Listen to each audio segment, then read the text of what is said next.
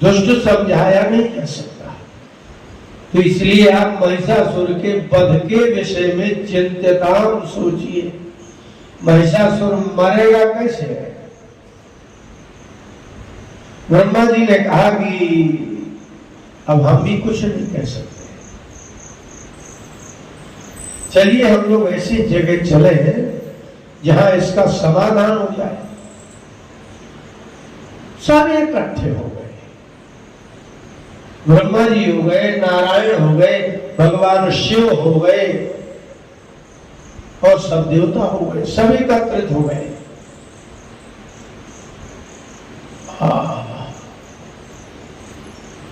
भगवान नारायण से कहा कि आपको कुछ बताने की आवश्यकता नहीं है, लेकिन फिर भी हम बता रहे हैं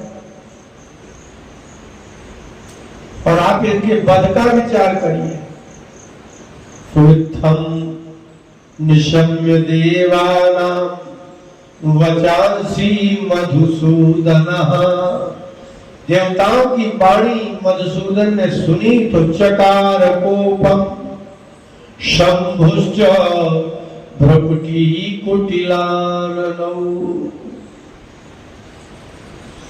जब क्रोध आता है तो आपकी भौहें तन जाती है।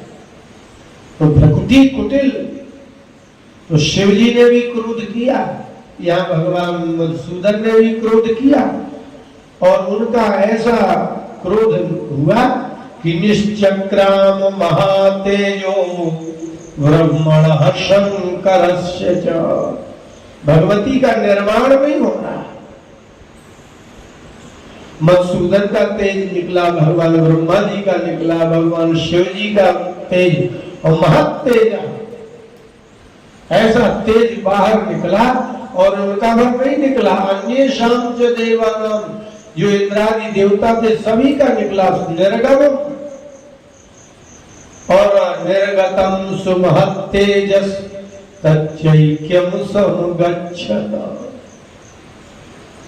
सबका तेज निकला और ऐक्यम सब इकट्ठा हो गया। ऐसा हुआ जैसे संपूर्ण संसार का अग्नि तत्व एक ही स्थान पर हो जाए। अतीव तेजसः कूटम ज्वलंतम एव पर्वतम। उन देवताओं का जो तेज निकला तो ऐसा लगे जैसे ज्वलंतम पर्वतम, पूरे पर्वत में अग्नि लग जाए और पूरा पहाड़ एक साथ जलने लगे। ऐसा एक अत्यंत विशाल तेज प्रज्वलित हो रहा है। और सबने देखा कि ज्वाला व्याप्त दिगंतरम, जैसे आप यहाँ अग्नि लगाओ और उसकी ज्वाला और दूसरी ओर जाए, ऐसे पर्वत में अग्नि लग जाए, कितना प्रकाश होगा, कितना सभी दिशाएं एक स्तंभ एक जगह हो गया। लेकिन वह हुआ एक जगह, लेकिन उसका एक निर्माण हो गया, उसमें अवयव निकल आए, उसमें अंग प्रत्यंग निकल आए। एक स्तंभ तदभूम नारी व्याप्त लोकत्रयम त्रिषा। बिजली, ये जो आपकी बिजली है ना, इसको त्रिषा त्विट नहीं कहते। जो मेघों के टकराने से जो बिजली उत्पन्न होती है उसको विद्युत को त्विट कहते हैं। और उसमें जितना तेज होता है इतना सूर्य के भी प्रकाश में इतना तेज होता नहीं है। और वो सर्वत्र इतना व्याप्त हो गया कि बगना प्रारंभ हो गया। एक स्त्री का निर्माण प्रारंभ हो गया, नारी का। तो जो शंकर जी का था, यद भूच्छाम भवम तेजस तेना जायत तन्मुखम। एक एक अंग का निर्माण एक एक देवत्व से प्राप्त हुआ। भगवान शिव जी के जो तेज निकला उससे मुख बन गया और अति सौंदर्यशाली।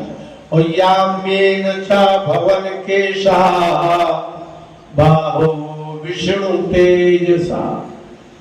याम्य यमराज दक्षिण दिशा को कहते हैं। तो यमराज का जो तेज था धर्मराज का, संयमनी पति का, उससे केश बन गए। और भगवान नारायण का जो तेज था, वाह वाह, बाहुएं बन गई। और सौम्येन स्तनयोर युग्मम्, भगवती के दोनों स्तन सौम्येन चंद्रमा से बने। और मध्यम चैन्द्रेण चाभवत्, और मध्य भाग जो कटी भाग है वो स्वर्गाधिपति इंद्र के तेज से बना। ये तेज में अवयव निकलना प्रारंभ हो गया और बहुत अद्भुत, बहुत अद्भुत। वारुणेन च जंघोरु, और वरुण देवता से जंगा और उरु, जंगा और उरु में अंतर है। आपके कटी भाग से और घुटने तक इतना जो आप अंतर देख रहे हैं, उसके घुटने में आप ऐसा लगाइए, प्रादेश घुटने में ये अंगली और अंगूठे में जितना लगे बस वहां तक ही उरु है, और इसके ऊपर जो है कटी तक वो जंघा है। भागवत के द्वितीय स्कंद के प्रारंभ में सुखदेव जी ने कहा कि राजन परीक्षित, प्रादेश मात्रम पुरुषम वसंतम, हृदय और प्रदेश कहाँ है आपका हृदय? केचित स्वदेहांतर हृदयावकाशे प्रादेश मात्रम पुरुषम वसंतम, कुछ योगी गण प्रादेश तर्जनी को फैलाइए और अंगूठे को फैलाइए, ये तो वितस्त है। ब्रह्मा जी ने भगवान की स्तुति करते हुए कहा कि भगवान में तो 7 बीता कहा। के 10वें स्कंद के 14वें अध्याय में जब स्तुति करने लगे ब्रह्मा जी, तो कह रहे क्वाहम तपो महदहम खचराग निवार भू संवेष्टि तांड घट सप्त वितस्ति काया। मेरी काया शरीर कहाँ, 7 गीता का शरीर है और आप इतने विशाल, कहाँ आप, कहाँ मैं, मेरा क्या है अपराध? मैं तो आपके लिए कीट पतंग हूँ, और मेरे भी शरीर में क्या है?